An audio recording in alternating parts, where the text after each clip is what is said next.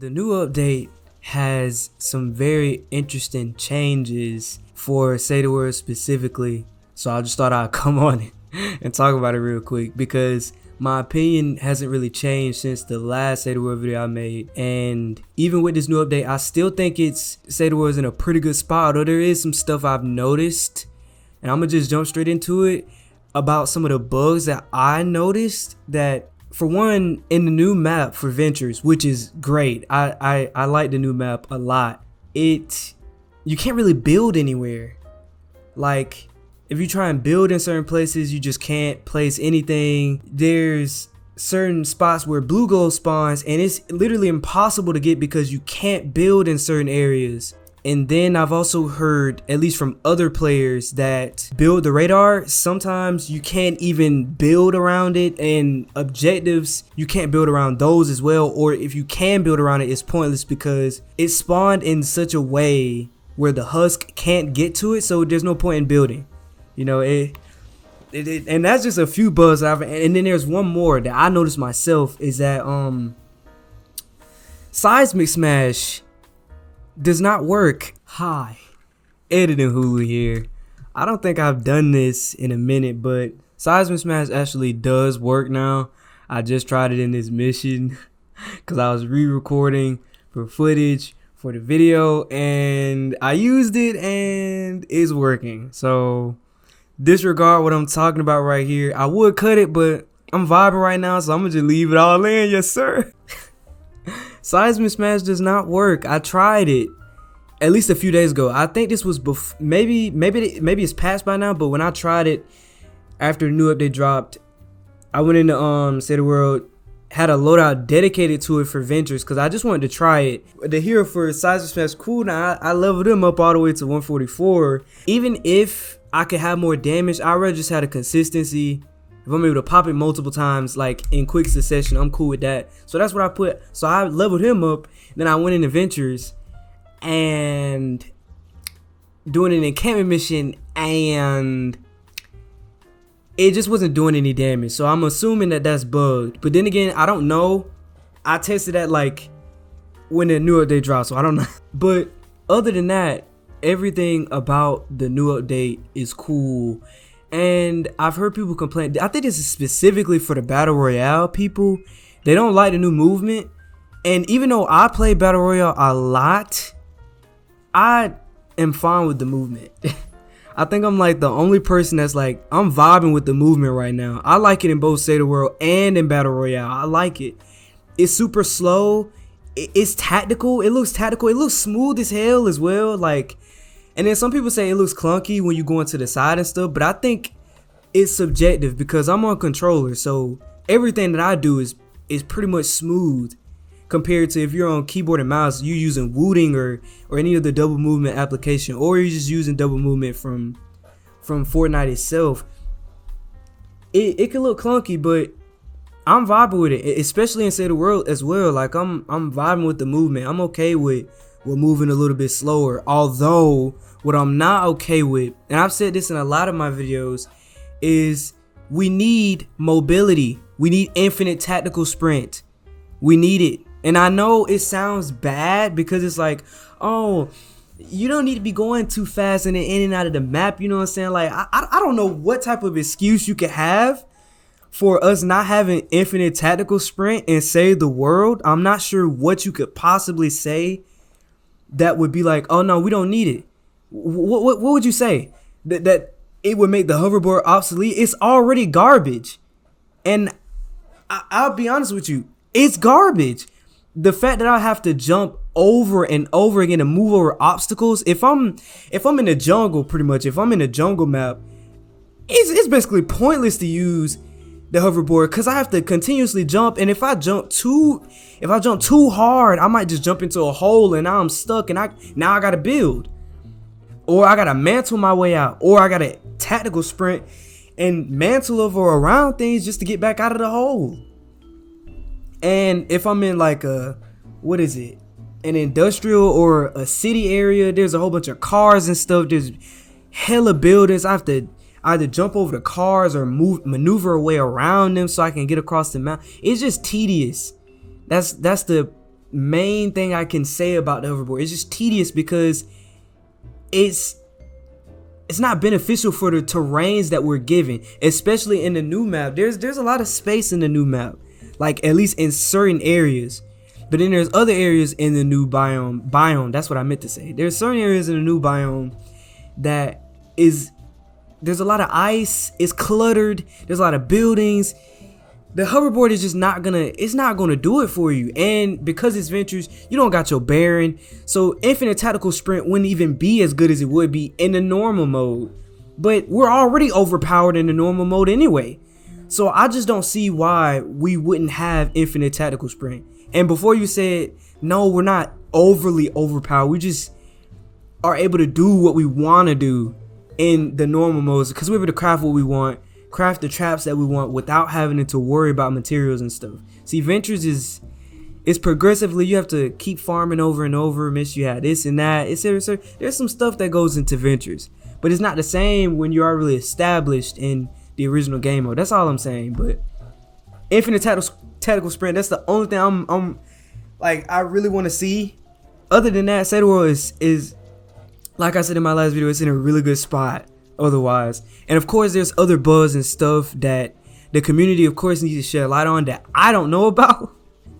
And of course there's also certain bugs that don't need to get fixed. Let's just keep that under the rug, you know. Let's just keep that stuff under wraps, you know. But besides that, even with the new update, I'm cooling with it. Of course we could always have more things, more heroes, or have the storyline be finished. I've even seen some stuff on Reddit. I'll see if I can try and pull up a picture where there's certain parts of the story that we might not ever get to see the ending of course, because they don't too much care about SaveTheWorld like that anymore. And for me personally, I'm okay with that because the mode is fine as is. You can have SaveTheWorld be in the background and just casually throw some stuff out there from time to time because the fan base is vibing with what the game actually is. I feel like the game is just super cozy. Like I can just pull up SaveTheWorld with no issues in the sense of like I don't have to stress about not being able to do this, not being able to do that. It's not really tedious.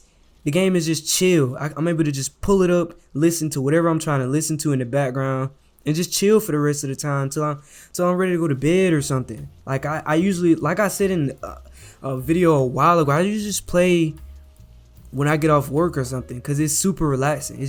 It's laid back. So I'm cool with the game not being over the top like Battle Royale is. If I wanted something over the top, I just play Battle Royale, which is exactly what I do whenever I'm trying to box fight and piece people up. Other than that, I think that they're fine. Obviously, the only things that people are really looking forward to maybe is the new UI, us being able to have our own binds on controllers specifically, because I think on keyboard and mouse y'all should be all right. But then again, I don't know. I don't play on keyboard and mouse. And maybe the ending of the story or addition or adding on to the SaveTheWorld story.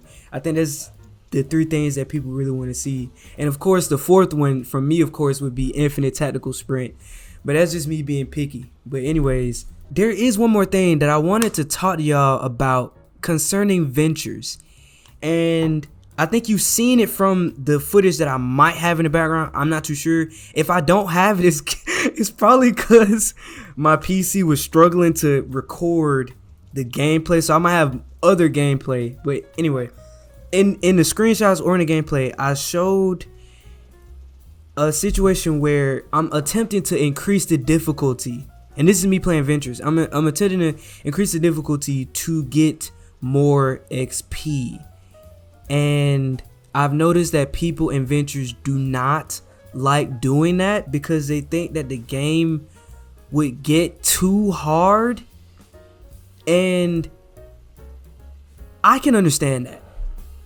I simply can understand it. I'm not even gonna say there's no buts to it. I can simply understand it.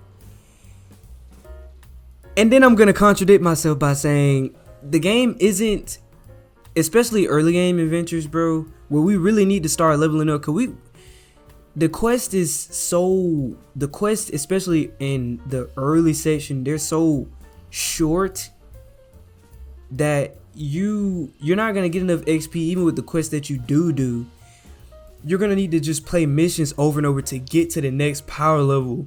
And for this issue specifically, I just attempt to, whenever I'm queuing into missions, if I've done all the 4X's already, I'll try and do missions that have modifiers that might have double XP, etc., and then just increase the difficulty on that so that I can get more XP. But if I'm joining people and they think that the game is going to get too hard, they're not going to vote on the difficulty getting increased.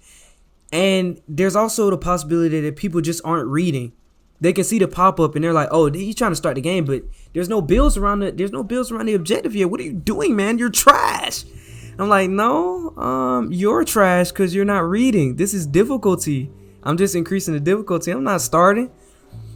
And even if I did do that, if I wanted to increase the difficulty, chances are, and this is 100% of the time, honestly, I'm going into it with a dedicated loadout. So even if everybody leaves and I decided to start increasing difficulty, I could solo these missions on my own and still beat it because I have a dedicated loadout. I can be way below my power level and still beat it. Well, not way below because then my traps won't do anything, but it's to the point where I'm able to do whatever I want to do in this game. I don't have any troubles with building around objectives, making dedicated loadouts, carrying my team through something that's difficult with difficult modifiers, etc. I know what I'm doing because I've been playing for a long time. So when I increase the difficulty and other people are not okay with it, I'm not frustrated, but I can just see that the chances are it's just those two things. They're either not reading or they don't want it to get too hard, and I get that. But for the community's sake, for people who see this and they're one of those two people, you just vote up, bro. Just vote up. And if you feel like it's gonna get too difficult, go ahead and type it in chat and talk about it with the person that's trying to increase the difficulty, because chances are they might have a dedicated loadout to help you through the mission anyway, even if it gets too difficult. They might have mats to put up the anti-air traps for the lobbers and flingers, etc. They might have a minigun loadout like I have in the video, hopefully, if it's there, where I'm just spraying and I got my gadgets. I'll just throw them up as well. Like I'm chilling. Like the game ain't gonna get too hard for me. We got a full lobby as well. Like my power level is high, my ability damage is high. I'm good, bro. I'm good. We can get through the mission. So for the community's sake, don't be afraid to increase the difficulty, because chances are the game is still going to be enough to where you guys are able to beat it, especially if it's a full team and you guys have dedicated loadouts. Just think about it a little bit as well, because you get more XP too. You benefit a lot from increasing the difficulty. So don't be afraid to increase it when you see that somebody's trying to increase it or you trying to increase it yourself. Don't be afraid of it, because you're trying to get to the next power level. You're trying to get those survivor superchargers. You're trying to get that weapon voucher or the hero voucher, etc. Do what you got to do. Now, don't be afraid of leveling up. Anyways, I think that's pretty much it for this video. Let me know what you guys think about the new update in the comment section below. I would love to hear y'all thoughts, and I'll see y'all in the next video.